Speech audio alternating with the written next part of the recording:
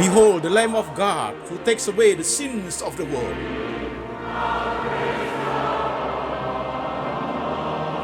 Jesus said, I am the way, the truth, and the life. No one come to the Father but by me.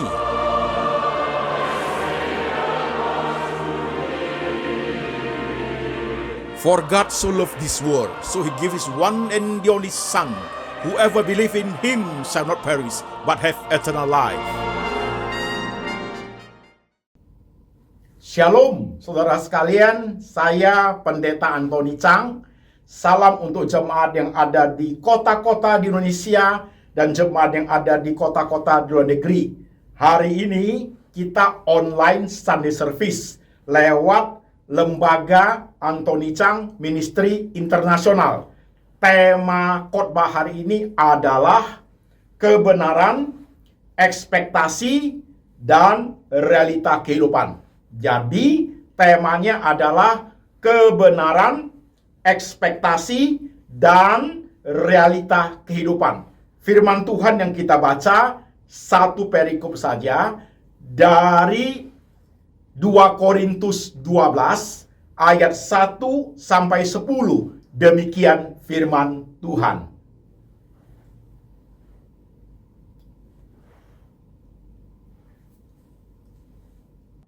Aku harus bermegah, sekalipun memang hal itu tidak ada faedahnya.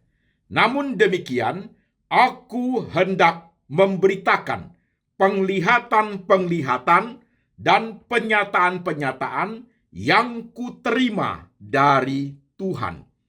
Aku tahu tentang seorang Kristen 14 tahun yang lampau, entah di dalam tubuh aku tidak tahu, entah di luar tubuh aku tidak tahu.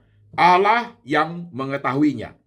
Orang itu tiba-tiba diangkat ke tingkat yang ketiga dari sorga. Aku juga tahu tentang orang itu, entah di dalam tubuh, entah di luar tubuh, aku tidak tahu. Allah yang mengetahuinya. Ia tiba-tiba diangkat ke Firdaus dan ia mendengar kata-kata yang tak terkatakan, yang tidak boleh diucapkan manusia. Atas orang itu aku hendak bermegah, tetapi atas diriku sendiri aku tidak akan bermegah, selain atas kelemahan-kelemahanku. Sebab sekiranya aku hendak bermegah juga, aku bukan orang bodoh lagi, karena aku mengatakan kebenaran. Tetapi aku menahan diriku, supaya jangan ada orang yang menghitungkan kepadaku lebih daripada yang mereka lihat padaku atau yang mereka dengar daripadaku, supaya aku jangan meninggikan diri karena penyataan-penyataan yang luar biasa itu, maka aku diberi suatu duri di dalam dagingku, yaitu seorang utusan iblis untuk mengocoh aku, supaya aku jangan meninggikan diri. Tentang hal itu, aku sudah 3 kali berseru kepada Tuhan, supaya utusan iblis itu mundur daripadaku. Tetapi jawab Tuhan kepadaku, cukuplah kasih karuniaku bagimu, sebab justru dalam kelemahanlah kuasaku menjadi sempurna. Sebab itu, terlebih suka aku bermegah atas kelemahanku, supaya kuasa Kristus turun menaungi aku. Karena itu, aku senang dan rela di dalam kelemahan, di dalam siksaan, di dalam kesukaran, di dalam penganiayaan dan kesesakan oleh karena Kristus. Sebab jika aku lemah, maka aku kuat. Amin. Jemaat sekalian, firman Tuhan sudah kita baca. Mari kita tundukkan kepala. Saya mengajak Jemaat yang sedang beribadah hari ini, mari kita minta hikmat dari Tuhan. Kita berdoa yuk, kita tundukkan kepala. Tuhan Yesus, kami sudah membaca firman-Mu. Kami sudah mendengar firman-Mu. Sekarang kuasa Tuhan bekerja, Roh Tuhan bekerja, mengurapi hamba-Mu ini, boleh berkata-kata, menguraikan firman Tuhan dengan bahasa yang paling sederhana, yang gampang dimengerti oleh seluruh lapisan jemaat, sehingga kami boleh mengerti kebenaran, kami hidup dalam kebenaran, dan kami berjalan bersama dengan kebenaran. Kami siap hati, siap pikiran untuk diberkati oleh firman Tuhan. Iman kami, pikiran kami, hati kami, seluruh keberadaan diri kami letakkan di bawah salib Tuhan untuk disucikan, dikuduskan, dilayakkan, boleh menerima kebenaran. Tuhan Yesus berbicara, kami mendengar. Dalam nama Tuhan Yesus, kami berdoa. Amin. Jemaat sekalian, temanya adalah kebenaran, ekspektasi, dan realita kehidupan. Kebenaran tentunya adalah kita berbicara tentang firman Tuhan sebagai orang percaya.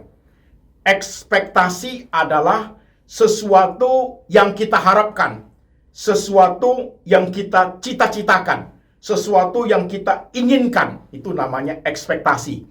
Realita kehidupan adalah suatu kenyataan yang kita hadapi, yaitu suatu kenyataan yang terjadi kepada diri kita. Itu disebut dengan realita kehidupan. Jemaat sekalian, mengapa harus ada tema kebenaran, ekspektasi, dan realita kehidupan? Saya memantau, melihat, mengevaluasi pertumbuhan jemaat pada saat sekarang ini, dan berbagai WhatsApp yang masuk kepada saya dengan berbagai permasalahan yang dihadapi. Saya coba membaca-baca, jemaat sekalian, problemnya banyak, persoalannya berbeda-beda. Ada persoalan bisnis, ada persoalan rumah tangga, ada persoalan relasi, ada persoalan sakit. Berbagai persoalan yang ada itu, saya coba melihat inti daripada permasalahan itu.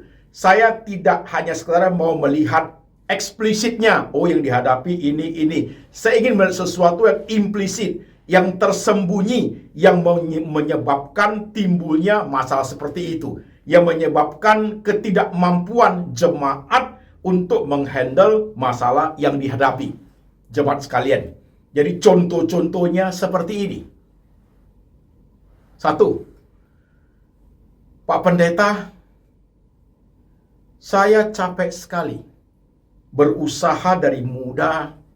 Anak-anak saya ajar, saya didik, saya sekolahin sampai mereka besar. Saya kerja sungguh-sungguh, anak saya sudah besar, sudah menikah. Tapi kenyataan yang saya terima hari ini adalah anak-anak itu tidak sayang saya, Pak Pendeta. Ekspektasi saya besar, ingin anak saya sayang saya dengan apa yang sudah saya korbankan. Tapi kenyataan yang ada, 2 anak saya itu tidak sayang saya, Pak Pendeta. Kenapa Tuhan seperti itu terhadap saya? Satu, saudaraku ya. Yang kedua, jemaat sharing. Saya punya 2 anak. 2 anak ini tidak akur. 2 anak ini saling mendendam. Saya sebagai orang tua ada di tengah-tengah menjadi bingung harus berbuat apa. Ekspektasi saya, Pak Pendeta, 2 anak saya boleh akur, sama-sama dibesarkan, dilahirkan dari satu rahim yang sama, adik koko. Tapi kenapa kenyataan yang ada membuat saya jadi mama itu serba susah, Pak Pendeta? Apa yang saya harapkan, ekspektasi saya tidak jadi kenyataan. Yang ada adalah pahit getir, penderitaan, serba salah saya, Pak Pendeta. Saya harus berpihak di mana? Kalau saya ada di tengah-tengah, susah saya sebagai seorang ibu. Apalagi saya sudah tidak punya suami sudah tidak ada. Apa kenyataan hidup, realita hidup yang saya alami sungguh menyulitkan. Kenapa Tuhan Yesus tidak perhatikan saya, Pak Pendeta? Itu kasus nomor 2. Kasus nomor 3. Pak Pendeta, saya seorang pekerja keras, hard worker. Saya kerja keras, jujur, rajin, cara kerjanya, cara bisnisnya benar. Dan saya simpan apa yang saya dapat selama ini sebagai suatu tabungan untuk hidup saya dan untuk masa depan saya. Tapi dengan adanya pandemik, semuanya habis.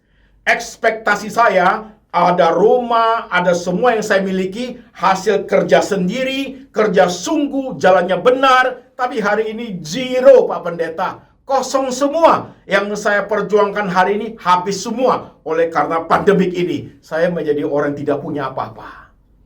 Ekspektasi saya besar, tapi kenyataan ada, saya tidak punya apa-apa, Pak Pendeta. Habis semua.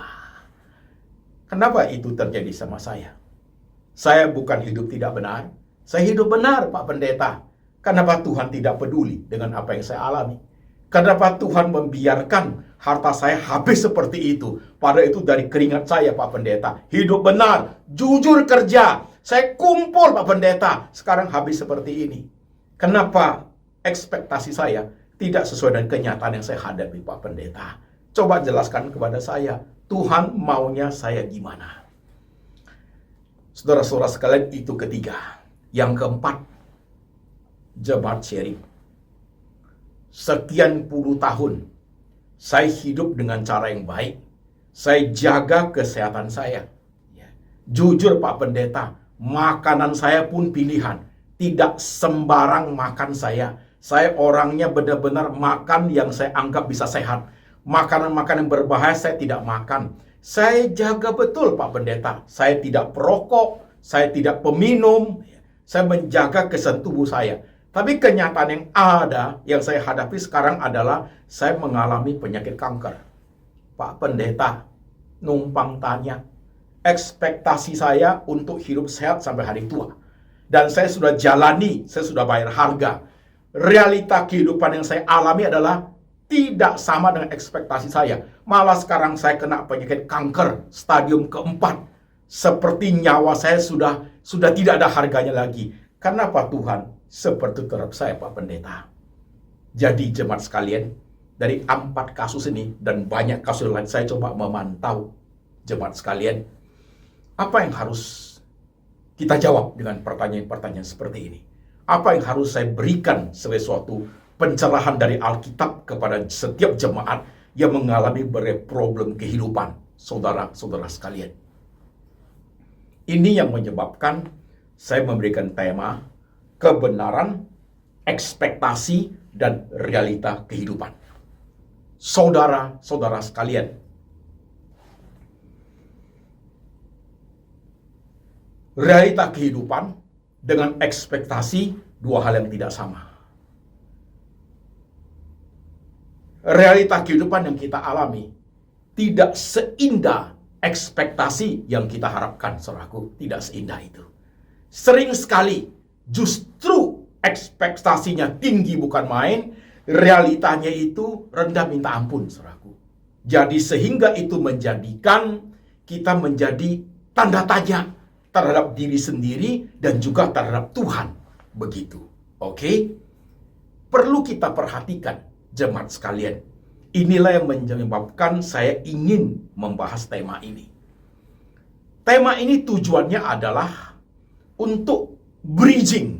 Bridging artinya menjembatani kebenaran yang kita pahami, kebenaran yang kita percayai, dijembatani dengan realita kehidupan dan ekspektasi yang kita alami, yang kita hadapi. Jadi antara kebenaran, ekspektasi, dan realita kehidupan harus ada jembatannya. Kalau tidak ada jembatannya, jemaat akan merasa Alkitab adalah Alkitab, kebenaran adalah kebenaran, tapi yang saya hadapi tidak sesuai dengan kebenaran. Katanya Tuhan sayang saya. Buktinya kenyataan saya hadapi, kenapa saya susah? Itu suatu pertanyaan yang wajar dari kehidupan umat tentang realita kehidupan dialami. Oleh sebab itu harus ada tema ini. Jadi saudara-saudara ingat, Kebenaran tetap kebenaran, absolute truth, kebenaran yang absolut tidak pernah berubah. Ekspektasi sering sekali berubah. Realita kehidupan adalah suatu kenyataan hidup yang tidak mungkin diubah. Sudah terjadi seperti itu. Dan itu suatu fakta kehidupan. Oke, sekarang kita lanjut. Dengan penjelasan seperti ini, saya ingin jemaat memperhatikan dengan serius penjelasan saya yang berikutnya. Saya bagi menjadi 3 kotak kehidupan ini. Saya bagi menjadi 3 kotak. Jemaat perhatikan ada di kotak 1, 2, atau 3, atau sering ada di kotak 1, kadang-kadang di kotak 2, dan di kotak 3 nggak pernah ada di situ. Begitu. Jadi saudara perhatikan diri saudara masing-masing. 3 kotak. Kotak pertama, saya beri nama kotak pembiusan iman. Kotak kedua, kotak pecundang. Kotak ketiga, kotak lebih daripada pemenang. Setiap kotak itu ada 3 unsurnya, yaitu kebenaran, ekspektasi, dan realita kehidupan. Kita start dari kotak yang pertama, dari kotak pembiusan iman. Di kotak pembiusan iman, jemaat sekalian, poin pertama, kebenaran. Kebenaran yang dipahami sangat minim sekali. Sangat kurang sekali. Ekspektasinya besar. Ekspektasinya tinggi. Realita kehidupan yang dialami negatif, bukan main. Jadi menyebabkan jemaat ini menjadi putus harap. Jemaat ini menjadi kecewa dengan Tuhan. Jemaat ini merasa, kok hidupnya seperti ini? Kenapa Tuhan tidak peduli? Ini kotak pembiusan iman. Mengapa hal ini terjadi, saudara-saudara sekalian? Karena, satu, jelas sekali pemahaman tentang Alkitab itu rancu. Ini menjadi berbahaya kotak pembiusan iman ini. Karena di kotak pembiusan iman ini, pengertian Alkitabnya tidak baik, sehingga ekspektasi dan realita kehidupannya akan dipahami dengan cara yang tidak benar. Cara yang tidak benar menyebabkan keresahan, kekhawatiran yang tidak perlu sebenarnya. Saya beri beberapa contoh. Alkitab itu, kebenaran itu, jemaat sekalian, tidak boleh dipahami 1 ayat saja. Tidak boleh. Kebenaran itu kalau diumpamakan sebagai 1 loyan kue, ada berapa potong kue itu, tidak boleh ditarik keluar 1 potong kue itu. Hanya dilihat sepotong itu saja, tidak boleh. Jadi kue yang sepotong itu tetap harus dimasukkan ke dalam 1 loyan. Jadi lihat Alkitab, mesti lihat the whole. Jangan lihat 1 potong. Inilah yang menyebabkan terjadi pembiusan iman. Percaya saja, Tuhan pasti memberikan, pasti berdoa, klaim, dia Allah yang Maha Kuasa. Itu sepotong kue ditarik, itu terus diomongi. Jadi jemaat ketika terjadi pembiusan iman, pasti ya Pak Pendeta, pasti ya di gereja dia melambung tinggi imannya. Tuhan bebaskan engkau dari segala hutang, amin terus. Sampai di Roma, baru sampai di Roma, depan rumah udah tunggu 2 debt collector, saudaraku. Tadi di gereja itu melayang-layang rohaninya, terbang di awan-awan. Sampai di rumah, lihat 2 debt kolektor itu di depan, baru dia sadar, baru mendarat di bumi. Nah itulah pembiusan iman. Saudaraku, hati-hati di kotak pertama ini. Saya dilihat di YouTube, ada seorang pendeta khotbahnya luar biasa. Jemaat sekalian, beri persembahan kepada Tuhan. Beri perpuluhan kepada Tuhan. 3 bulan, 6 bulan, kalau kamu tidak diberkati, lapor kepada saya. Lapor kepada saya. Saya akan sobek-sobek ini Alkitab. Saya berhenti jadi pendeta. Pendeta itu ngomongnya seperti itu. Nah inilah pembiusan iman. Inilah kedangkalan rohani. Ini pemahaman Alkitab yang sangat parah. Itu hamba Tuhan, saudaraku. Notabene-nya pemimpin rohani. Pemimpin rohani sudah seperti itu, apa yang terjadi dengan umat yang dipimpin? Apa yang terjadi? Mengancam Tuhan, sobek Alkitab, berhenti jadi pendeta. Kalau orang yang ateis lihat begitu, orang ateis itu mengatakan, kasihan banget Tuhan orang Kristen itu. diancam. Dulu Tuhan diklaim, dipus lewat doa. Aku sudah ini, aku sekarang Tuhan diancam. Gue sobek-sobek ini Alkitab. Gue berhenti nih jadi pendeta. Zaman sekarang ada yang begitu loh ajarannya. Ini pembiusan iman, saudara-saudara sekalian. Berapa bulan lalu saya lihat di YouTube, ada suatu peristiwa yang cukup heboh. Seorang pemuda, ketika dia minta kepada orang tuanya, minta dibeliin HP. Orang tuanya tidak mau belikan HP kepada dia. Tahu apa yang terjadi? Dia pakai si jago merah itu. Rumah orang tuanya hangus, saudaraku. Hangus, habis. Tiang-tiangnya tinggal puing-puing. Satu rumah besar itu tinggal puing-puing. Karena tidak dikasih HP, dia gunakan si jago merah untuk membuat rumah orang tuanya itu rata dengan tanah. Apa bedanya dengan yang diajarkan pendeta itu? Tidak diberkati, saya sobek ini Alkitab. Tidak diberkati, aku berhenti jadi pendeta. Atau apa bedanya kalau kita berkata kepada papa dunia kita? Papa kok tidak kasih saya uang, saya sobek akte kelahiran saya. Saya tidak akui kamu saya papa, saya berhenti jadi anakmu. Kira-kira begitu, jemaat sekalian. Ini namanya pembiusan iman. Berbahaya sekali kotak pembiusan iman ini. Jemaat akan sangat ditekan oleh orang-orang yang tanda kutip disebut rohani. Susah, udah pailit, ekspektasinya tidak sesuai dengan realita yang ada. Apa yang diomongin? Berdosa, tidak kasih perbuluhan, tidak memberikan kepada Tuhan, tidak bekerja untuk Tuhan. Semua ditekan. Jemaat itu sudah jatuh, tertimpa tangga, dihimpit oleh kata-kata tanda kutip rohani dari pendeta-pendeta tertentu, menjadikan jemaat itu down luar biasa. Inilah pembiusan iman. Saudara-saudara sekalian, kasihan bukan main. Jadi, kotak pertama ini, hati-hati. Ini zaman sekarang terjadi demikian. Terjadi seperti ini. Lihatlah di medsos. Lihatlah di YouTube banyak sekali pembicara-pembicara, hamba-hamba Tuhan yang berbicara atas kebenaran. Saudara-saudara sekalian, apa yang diomongin? Apa yang diajari? Apakah itu ajaran yang benar, melihat Alkitab secara utuh, atau ajaran pembiusan iman?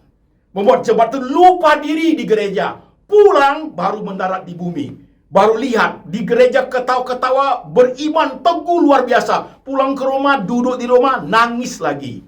Hati-hati saudara-saudara sekalian. Ini kotak pembiusan iman. Wajarlah yang jemaat sharingkan itu, kenapa hidup saya begini. Tapi perlu diperhatikan, saat ini jemaat sudah cukup pintar. Sudah terlatih lewat badai kesulitan. Sudah terlatih dipermainkan tanda kutip oleh pelayan-pelayan Tuhan tertentu, oleh gereja-gereja tertentu, sehingga jemaat sudah pintar, tidak mau lagi menjadi korban pembiusan iman. Janji-janji muluk pakai ayat-ayat Alkitab yang diambil sepotong-sepotong untuk mengelabui, untuk mengiming-iming jemaat. Jemaat sekarang sudah pintar. Ini kotak pertama, pembiusan iman. Hati-hati, saudara sekalian. Oke? Di kotak pertama ini kelihatan sekali kebenaran, ekspektasi, realita kehidupan. Mengerti firman Tuhannya negatif, ekspektasinya positif 3 kali, tinggi bukan main. Realitanya nggak ada, membuat dia, kok begini Tuhan sama saya? Dia mulai hitung-hitung jasa. Ini orang ada di kotak pertama. Oke? Sekarang kita masuk kotak kedua. Kotak kedua disebut kotak pecundang. Loser, saudaraku. Kotak kedua loser. Di dalamnya juga sama, 3. Kebenaran, ekspektasi, realita kehidupan. Kebenaran ngertinya negatif bukan main. Ekspektasi hidup tidak ada sama sekali. Kalau ekspektasi hidup tidak ada sama sekali, realita kehidupan juga negatif. Nah, ini orang disebut pecundang. Alkitab tidak tahu apa-apa, tidak ada cita-cita, tidak ada keinginan, boleh berambisi, tapi jangan ambisius. Ambisi pun tidak ada. Realita kehidupan menjadi sulit sekali. Ya begitulah. Kristen saya nggak pengen punya apa-apa. Hidup ini udah susah banget kok. Udah begini mau diapa lagi? Ya begitulah. Itu orang ada di kotak kedua, kotak pecundang. Enggak jadi siapa-siapa orang-orang seperti itu. Alkitab tidak tahu apa-apa, tidak ada keinginan-keinginan apa dalam dunia ini, dan juga data kehidupannya parah bukan main. Orang itu menjadi loser, pecundang. Biasanya orang-orang seperti itu tidak ada gairah kehidupannya. Hidup segan, mati tak mau. Dan orang-orang seperti itu sering sekali punya cita-cita, masih punya cita-cita. Cita-citanya apa? Tidak pengen jadi orang dia. Seandainya aku bisa jadi burung, terbang tinggi, enak ya. Jadi kuda. Jadi monyet. Tidak mau lagi jadi orang. Karena jadi orang bagi dia itu tidak menyenangkan. Tidak membahagiakan apa-apa. Orang ini adalah pecundang. Kalau begitu terus saudaraku, orang seperti itu lama-lama masuk ke dunia stres dan depression. Bagi dia, hidup dia nggak ada gunanya. Hati-hati, saudara-saudara sekalian. Banyak orang ada di kotak pecundang. Alkitab tidak tahu. Ekspektasi hidup tidak ada. Tidak ada gairah hidupnya. Tidak ada keinginannya. Dan realita hidupnya hancur lebur. Ini orang seperti manusia hidup, tapi tidak ada guna sama sekali. Tidak ada fighting spirit untuk hidup berjuang. Sama sekali tidak ada. Orang ini boleh katakan orang bocai, saudaraku. Bocai, gak ada gunanya orang. Saudara pilih mana? Kotak pembiusan iman atau kotak pecundang? Hati-hati. Kadang-kadang ada di antara kedua kotak itu. Oke? Sekarang kita masuk kotak ketiga. Kotak ketiga adalah lebih dari pemenang. Lebih daripada pemenang. Kotak ketiga ini juga ada 3 unsurnya, yaitu kebenaran, ekspektasi, dan realita kehidupan. Nah, kotak ketiga ini adalah perikop yang kita baca tadi. 2 Korintus 12 ayat 1 sampai 10. Itu berbicara tentang Rasul Paulus. Rasul Paulus menerima penglihatan.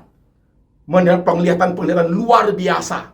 Dan dia mengatakan dia supaya jangan memegahkan diri, diutus seorang iblis untuk mengocoh dia. Ada duri dalam dagingnya. Duri dalam daging itu adalah suatu istilah, tanda kutip. Possibility sangat besar pada saat itu. Paulus tidak mengatakan apa itu penyakit duri dalam dagingnya.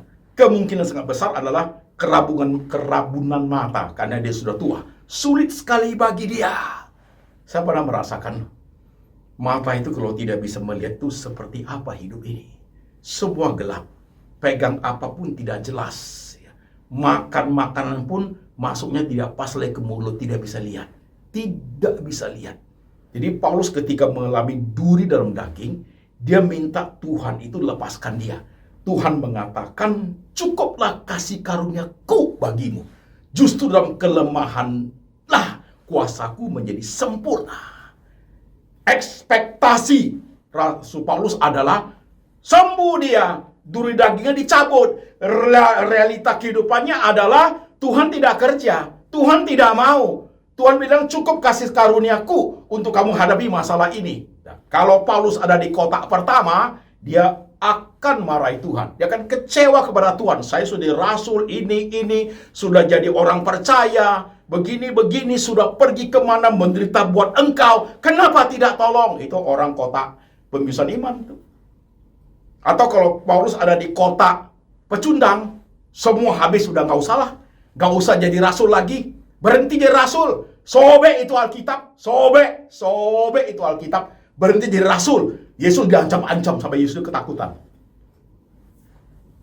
Tapi enggak yang kita baca itu. Paulus mengatakan, aku senang dan rela dalam kelemahan, siksaan, karena Kristus. Pada saat aku lemah, maka aku kuat.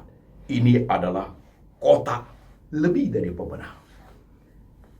Kebenaran dimengerti dengan baik sekali. Ekspektasi tinggi. Ketika realita kehidupan negatif tidak menggoyangkan kerohanian dia untuk memahami Tuhan. Luar biasa. Ini yang saya mau, saudara-saudara sekalian. Ini yang saya inginkan. Saudara tidak terjadi pembiusan iman, saudara tidak menjadi pecundang, situasi kondisi apapun, ekspektasinya setinggi apapun, realitanya mau positif, mau negatif, tidak menggoyangkan konsistensi kerohanian untuk mengerti kebenaran dengan baik. Ini yang paling pas. Ini yang alkitabiah. Lihatlah zaman sekarang. Lihatlah zaman sekarang. Apa yang terjadi? Pendeta-pendeta menjadi pentolan yang mengajarkan pembiusan iman, yang mengajarkan seperti menekan jemaat dalam keadaan susah, ditekan habis-habisan demi kepentingan diri sendiri, demi kepentingan gereja, melihat kapasitas yang ada di jemaat sedang susah untuk mengeruk sesuatu keuntungan daripada kesengsaraan umat. Hati-hati. Hati-hati. Sebenarnya, saudaraku, kalau ibadah itu hanya hari Minggu saja tidak cukup loh untuk supply nutrisi kerohanian kepada jemaat. Jadi saudara yang concern tentang tema ini, saya berpikir bagaimana melayani umat sesuai kapasitas saya. Maka saya meluncurkan suatu program baru, yaitu 10 Minutes with Anthony Chang. Jadi suatu program baru hanya 10 menit saja. Saya akan tampilkan upload setiap hari Rabu. Jadi saudara boleh tanya-tanya, nanti saya jawab di 10 menit bersama dengan saya. 10 menit mungkin untuk 2 pertanyaan, nanti lanjut lagi, Rabu depan lagi. Businessman itu sibuk, tetapi dengan 10 menit mereka bisa konsentrasi. Perlu belajar lebih banyak tentang Alkitab. Bagaimana bridging, menjembatani kebenaran itu dengan ekspektasi dan realita kehidupan yang kita alami. Oke, jemaat sekalian, sampai di sini khotbah ini, coba perhatikan. Coba perhatikan kehidupanmu seperti apa. Saudara simak sebentar, lihat ini dia thumbnailnya program baru ini. Perhatikan 1-2 detik, saya tampilkan. Sudah? Nah ini perhatiin. Udah, inilah program baru yang akan kita tampilkan menjadi suatu pelayanan kepada umat, memberikan nutrisi rohani yang baik, pemahaman Alkitab yang integrate, utuh, tidak main ambil-ambil ayat begitu, untuk memahami secara keseluruhan hidup ini.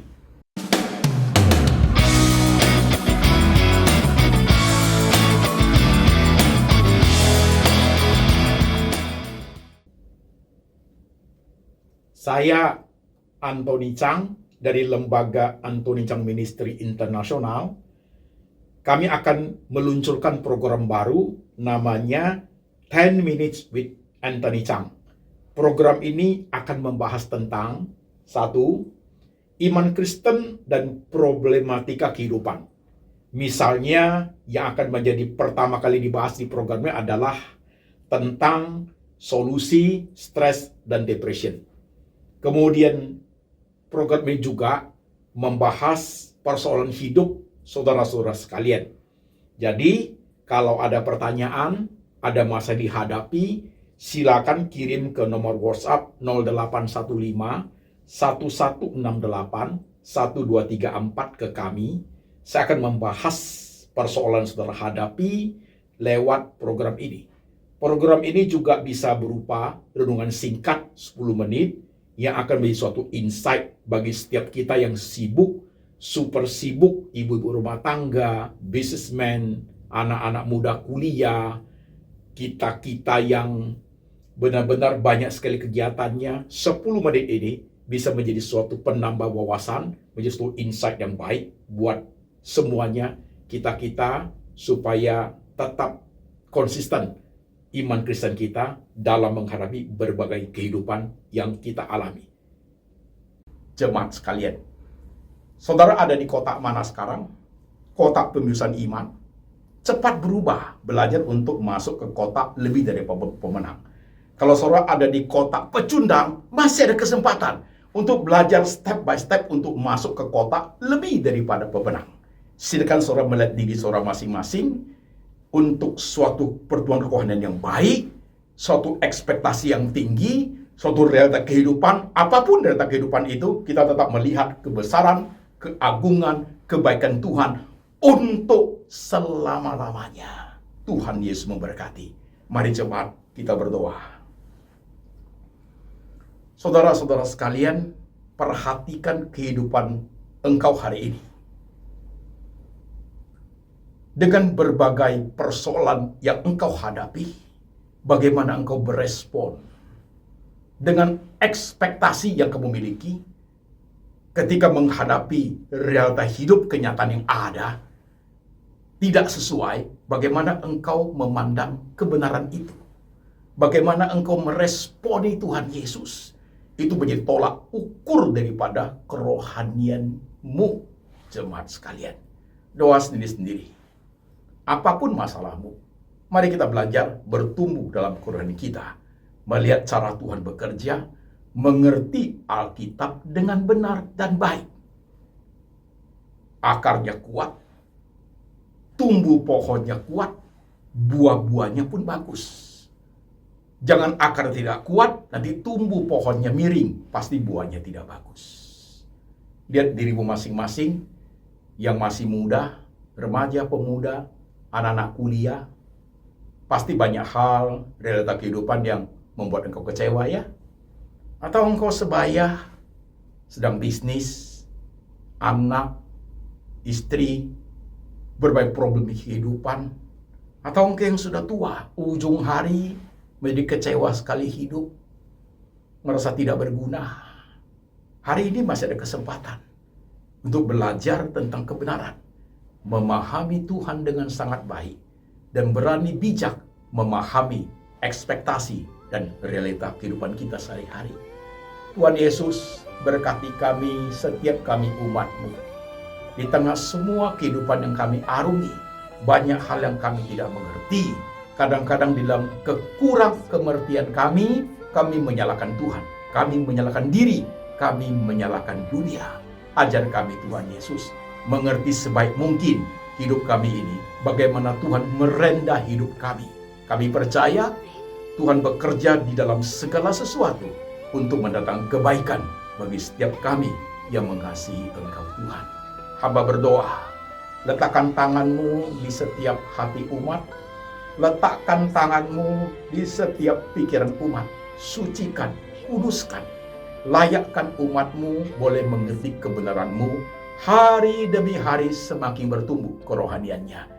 Dan apapun yang dihadapi, ekspektasi dan realita kehidupan, mereka tetap mengagungkan Yesus Kristus adalah Tuhan.